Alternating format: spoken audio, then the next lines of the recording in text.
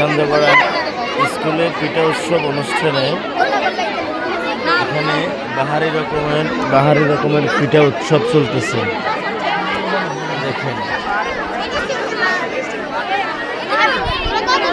এগুলা অনেক সুন্দর যে একটা আয়োজন করছে তারা পিঠা উৎসব। বাহারি রঙের পিঠা, এই পিঠা উৎসবে অনেক মানুষের সমাগম। আপনারা দেখেন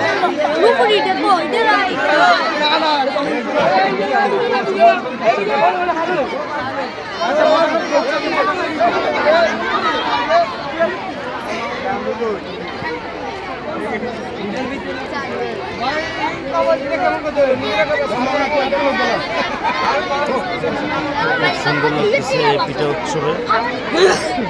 প্রথম আমাদের এলাকায় এরকম পিঠা উৎসব।